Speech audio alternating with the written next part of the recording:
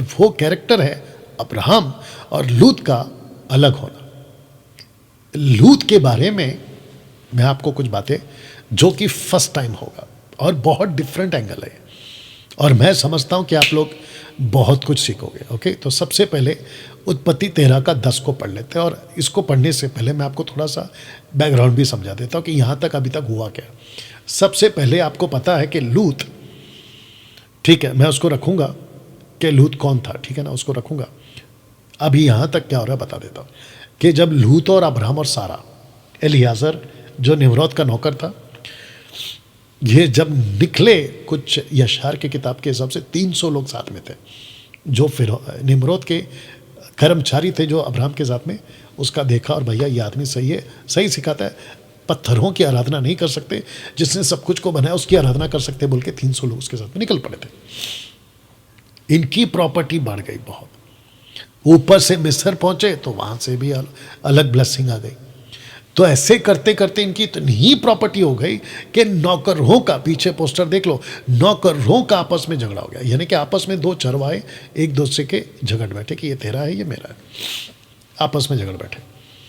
10 को पढ़ते, तब लूत ने आंख उठाकर यरदन के नदी, क्योंकि अब्राहम ने कहा कि भाई अब वक्त आ गया अलग होने का, तो तुझे जो ठीक लगता है देख ले और तुम अपना सब कुछ लेकर अलग हो जाओ, लेकिन दोस्ती रहेगी, रिश्तेदारी रहेगी, क्योंकि तू मेरा भतीजा है, ठीक है ना, मैं रखूंगा आगे, इसलिए रिश्ता रहेगा, लेकिन मैं चाहता हूं कि तुम अलग हो जाओ। तो लूत ने आंख उठाकर यरदन नदी के पास वाली सारी तराई को देखा और वह सब सींची हुई है। अब तक यहोवा ने सदोम और अमोरा को नाश ना किया था, तब तक सुहार के मार्ग तक वह तराई यहोवा की वाटिका और मिस्र देश के समान उपजाऊ थी। अदन की वाटिका जहां आदम और हव्वा थे ना, उसके जैसा था ये तराई, सदोम और गमोरा, और मिस्र के देश की तरह उपजाऊ। तो लूत ने बोला वाह, बैठे बैठे पका हुआ खाना आ रहा है, उसको कौन छोड़ेगा। तो इसने कहा कि क्यों ना हम इसको अपना देश बना लें। दोस्तों, इसका कनेक्शन देने से पहले क्वेश्चन है कि कौन था लूत। तो मैं बता रहा हूं, लूत एक अविश्वासी बाप का बेटा था। लूत एक अविश्वासी बाप का बेटा था। इसके बाप का नाम क्या था, मैंने बताया हरान।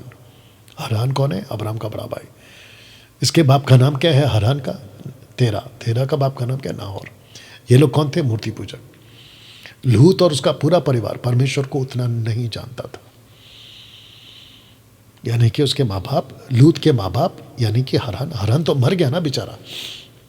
आपको पता होगा 82 के उम्र में उसकी मौत हो गई, ये बात आपको याद होगी। मूसा को और हरान को जब फेंका गया तो हरान ऑन द स्पॉट भस्म हो गया आग में, याद आया ना कुछ। हाँ, अब मेरा क्वेश्चन ये है कि लूत का जो आत्मिक जीवन है ना, वो बाइबल बेस्ड, यानी कि परमेश्वर के आधार पे नहीं था। उसने जो कुछ सीखा था ना, वो अपने बाप से और अपने दादाजी से सीखा था, यानी कि तेरा से और परदादा नाहोर से सीखा था। और उनका जो पूरा बैकग्राउंड था ना, वो मूर्ति पूजा का बैकग्राउंड था। और लूत अब्राहम के साथ में अभी अभी जुड़ा था, एजुकेट होने के लिए उसको रहना था साथ में। लेकिन दिक्कत की बात कहां पर आ गई, यहां पे देखिए झगड़ा हो गया और अलग हो गए। और मैं समझता हूं कि अब्राहम ऐसा नहीं है कि उसने एक ही झगड़े में बोला हो कि अलग हो जाओ, नहीं।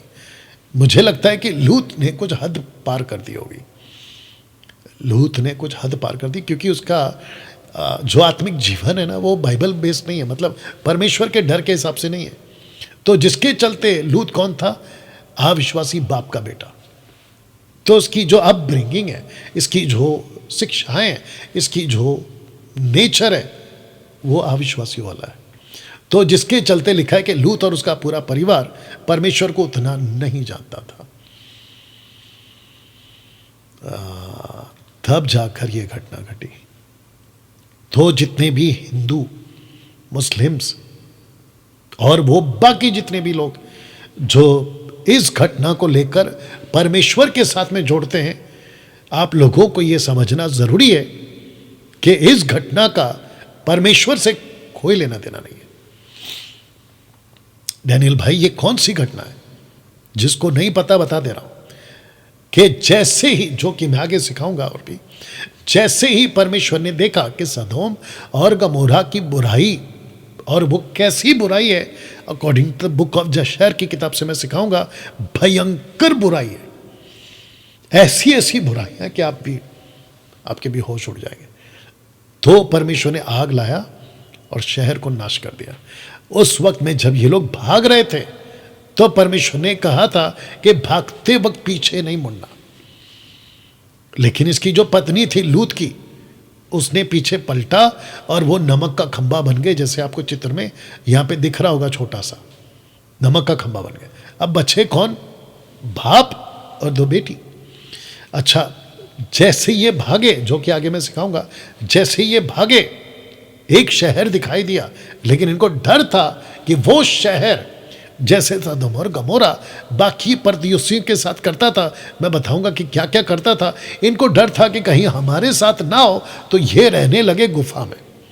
जैसे अब्राहम था गुफा में, वैसे लूत अपनी बेटियों के साथ में रहने लगा गुफा में, चट्टानों की दरारों में रहने लगा। ओके, तो उसके बाद में हुआ क्या दोस्तों?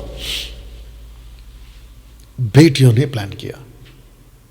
बेटियों की अपब्रिंगिंग कैसी है? वचन के आधार पर नहीं है।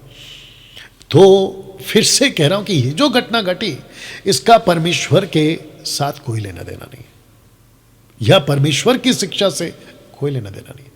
तो जितने भी हिंदू सो कॉल्ड वाले जो आलोचना करते बाइबल की, उनको कहना चाहता हूं कि सर, आपको अपना नॉलेज को ठीक करना पड़ेगा। पहला ठीक से देखो कि इनकी हिस्ट्री कहां से आई है। पहला ये देखो कि इनके माँ बाप कौन थे, ये कहां से निकल कर, ये मूर्ति पूजक थे जो पत्थरों की और लकड़ियों की आकार बनाकर उसकी आराधना करते थे। ये वो लोग थे जिनको बुरी तरह से व्यभिचार के क्षेत्र में, किसी के साथ भी करो, इंसान इंसान के साथ, आदमी आदमी के साथ, औरत औरत के साथ में, जानवर के साथ में, जैसा ठीक लगता है, ये वो बैकग्राउंड से आते हैं। निम्रोद, जिसकी मैं आपको टीचिंग दे चुका हूं, ठीक है ना। तो बेटियों ने क्या किया? अच्छा, लूत को नहीं पता कि उसके साथ क्या हो रहा है, क्योंकि यही तो लिखा है, हमारे को पता चला, जो कि मैं आगे रखूंगा आने वाले दिनों में। लूत को नहीं पता था, तो लूत को पिला दिया दाखरस, जिसमें नशा था, ओके, अल्कोहल, और उसने पिया। तो सबसे पहले बड़ी बेटी गई, और इनका संबंध सिर्फ एक ही बार हुआ लूत के साथ, और वो हो गई प्रेग्नेंट, यानी गर्भवती।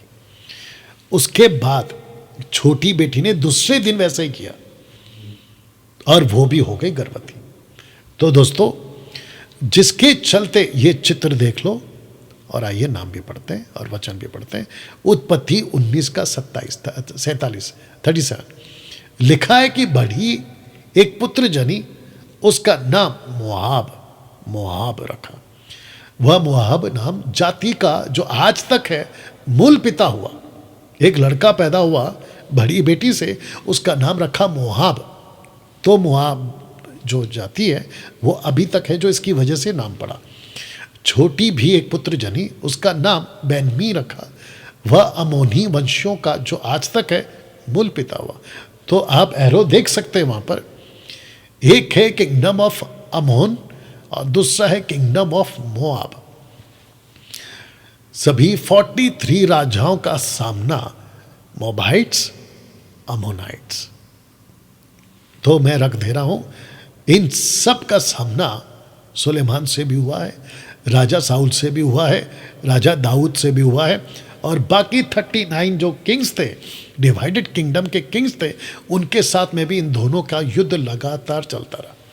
अब आप सोच के देखिए कि इन्होंने 2 ऐसे बच्चे पैदा किए, एक का नाम है मोआबी और दूसरा का नाम है अमोनी। मोबाइट्स, अमोनाइट्स, सोच के देखिए आप। और उसके बाद हमको बाइबल में कभी पढ़ने को नहीं मिला कि लूत, उसके फैमिली या उसके बच्चे अब्राहम के साथ भी कभी कनेक्शन में आए, हमको पढ़ने को नहीं मिला। तो इससे क्या सीखने मिलता है कि इसके जो बच्चों की परवरिश हुई, वो बच्चों की ऐसी परवरिश हुई कि ये परमेश्वर के विरोध में बगावत करने लगे, मूर्ति पूजक हो गए, परमेश्वर के रास्ते से हट गए। तो देखिए, एक गलत चुनाव, अगर लूत उस दिन गलत चुनाव नहीं करता, अगर लूत की पत्नी उस दिन गलत चुनाव नहीं करती, तो बच्चे अपने बाप के साथ ये वाली हरकत नहीं करते। और उसके चलते ऐसे बच्चे पैदा हुए जो इजरायलियों के बंदी होने तक इन लोगों से लड़ते रहे, वंश के बाद वंश लड़ते रहे। तो इसको ऐसे कह सकते हैं दोस्तों कि अब्राहम के घर से एक ऐसा व्यक्ति पैदा हुआ या लड़का पैदा हुआ जिसका नाम था इश्माएल, और अब्राहम के घर से एक ऐसा व्यक्ति बाहर निकला जिसका नाम है लूत। और ये सब के सब सरदर्द बने इज़राइल के, जिससे उनको जूझना पड़ा। और परमेश्वर इनको बार बार कहता था, अगर तुम मेरे रास्ते पे सही तरीके से चलोगे तो मैं तुमको प्रोटेक्ट करता चला जाऊंगा, लेकिन जिस दिन तुम मेरे रास्ते पे नहीं चलोगे, ये सब तुम्हारे विरोध में हो जाएगा। और यही होता था दोस्तों। वाह दोस्तों, कैसा लगा?